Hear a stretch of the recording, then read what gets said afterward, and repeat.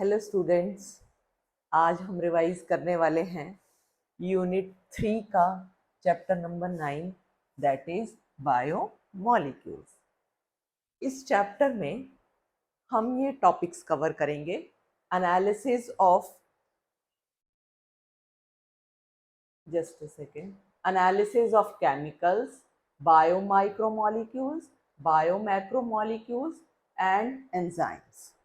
Biomolecules are the molecules present in living forms. जितने भी living forms के अंदर मॉलिक्यूल्स प्रेजेंट होते हैं उन सबको हम बायोमॉलिक्यूल्स बोलते हैं।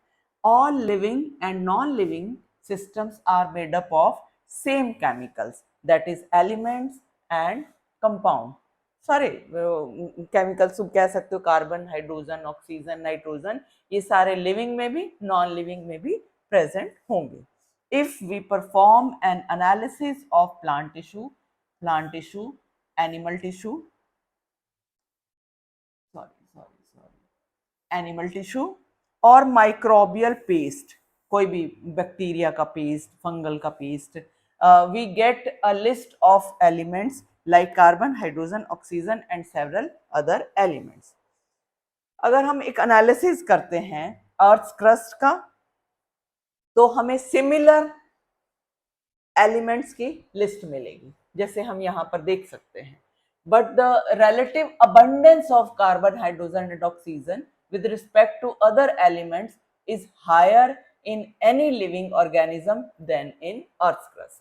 जैसे इस टेबल में देख सकते हैं, यहाँ पर हमारे पास टेबल दी हुई है, ये देखो, ये वाली टेबल, हाँ, ये ऊपर वाली टेबल देखेंगे, अभी हम नीचे वाली छोड़ दो, ऊपर वाली टेबल में देखो।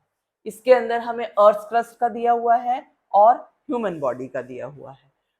किस किस कौन कौन से एलिमेंट दिए हुए हैं, लाइक हाइड्रोजन का अर्थ क्रस्ट में 0.14, ह्यूमन बॉडी में 0.5, ऐसे कार्बन 0.03 है अर्थ क्रस्ट में और ह्यूमन बॉडी में है 18.5, oxygen 16.6 and 65.0 in human body, nitrogen very little in case of earth's crust, but in case of human being 3.3, sulfur similarly 0.03, then 0.3 in human, sodium 2.8 in human, 0.2, calcium 3.6 in earth's crust, but in human being it is 1.5, magnesium 2.1 and 0.1 in human body, and silicon 27.7 in earth crust, लेकिन human body में negligible. तो आपको ऐसे exam में तो नहीं आएगा कि पूरा का पूरा लिखो, ऐसा नहीं पूछेंगे, बट आपको ये जरूर कह सकते हैं, जस्ट अ सेकेंड, हाँ, ये जरूर आप बच्चों आ सकता है कि ये देख सकते हैं आप, अर्थ क्रस्ट में like oxygen is more than silicon, it is more than greater than calcium, then it is greater than sodium। in human body ये आ सकता है आपको, ऑक्सीजन इज ग्रेटर देन, देख सकते हो इसमें, चेक कर सकते हो, oxygen is greater than carbon, it is greater than nitrogen and it is greater than calcium. Now what do you mean by biomolecules? all organic compounds, that is carbon compounds, are called as biomolecules। ये वाला हम बाद में करेंगे, अभी इसमें हमारे को जरूरत नहीं है। अब आइए chemical analysis of biomolecules in living organism. इसके लिए हम क्या करते हैं, एक लिविंग टिश्यू लेंगे, कोई भी प्लांट टिश्यू लेते हैं, तो जैसे पालक के पत्ते ले लेंगे, उसको हम ग्राइंड कर लेंगे, चटनी बना लेंगे, या फिर हम लिवर का पीस ले लेंगे, कोई भी हमें एनिमल का लिवर का पीस ले लेंगे, उसकी भी ऐसे ही ग्राइंड करके चटनी बना लेंगे।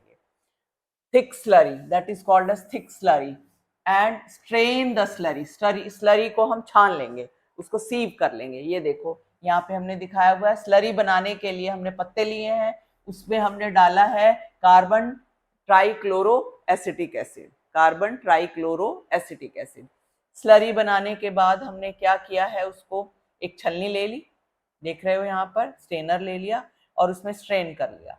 स्ट्रेन करने के बाद यहाँ पे हमें दो कंटेंट मिलते हैं, एक क्या है, एक तो मिला हमें filtrate, right, which is acid soluble content.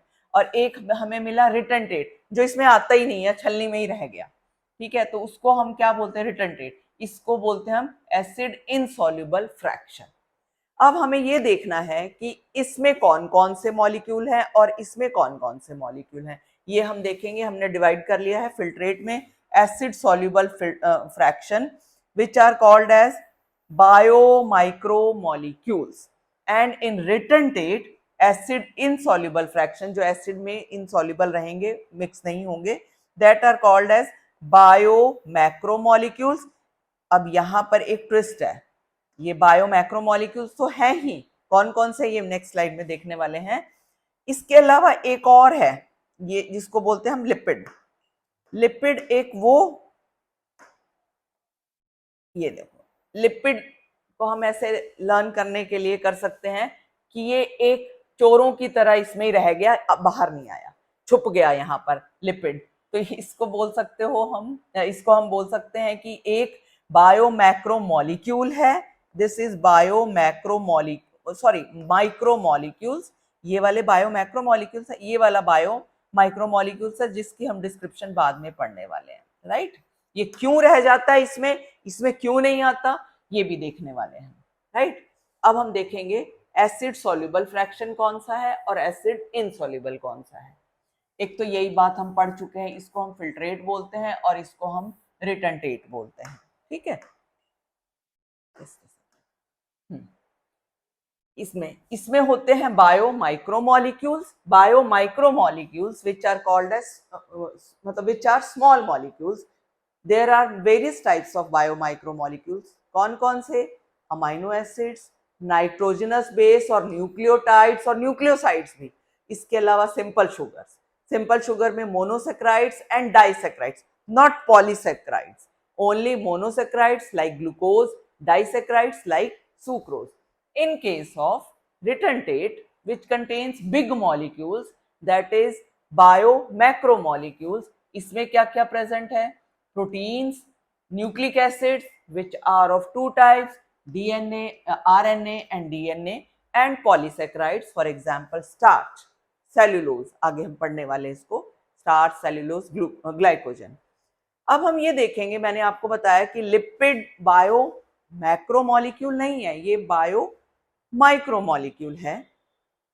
ये क्यों रह गया, उसमें क्यों नहीं आया फिल्ट्रेट में, it is in found in insoluble pool but it is bio micromolecule because cell membrane is made up of lipids. जानते हो आप लिपिड्स की बनी होती है सेल मेम्ब्रेन, बल्कि हम बोल सकते हैं फॉस्फोलिपिड्स की बनी होती है। During grinding they become vesicles, not individual fat molecules, मतलब छोटे छोटे वेसिकल्स बना देगा ये इंडिविजुअल पाउडर, जैसे हम देखें ना इसमें तो ये इंडिविजुअल बन जाते हैं, बाकी माइक्रोमोलिक्यूल्स ये इंडिविजुअल मॉलिक्यूल की तरह सेपरेट नहीं होंगे, बल्कि ये रोल कर लेते हैं अपने आप को वेसिकल की तरह, therefore they are found in retentate. तो आपको ये 2 मार्क्स का क्वेश्चन भी आ सकता बोर्ड एग्जाम में। अब हम देखेंगे कि लिविंग टिश्यू के अंदर सिर्फ माइक्रो ये ऑर्गेनिक मॉलिक्यूल ही नहीं होते, इनऑर्गेनिक मॉलिक्यूल्स भी होते हैं, और इनऑर्गेनिक मॉलिक्यूल्स मींस एलिमेंट्स या कंपाउंड्स भी प्रेजेंट होते हैं। उनको स्टडी करने के लिए हम क्या करेंगे, उनको स्टडी करने के लिए हम एक और एक्सपेरिमेंट करते हैं जिसका नाम है डिस्ट्रक्टिव एक्सपेरिमेंट। इसमें थोड़ा जलाना पड़ेगा हमें टिश्यू को। इसके लिए हम क्या करेंगे, take a small amount of living tissue, then dry it, then जब हम ड्राई करेंगे तो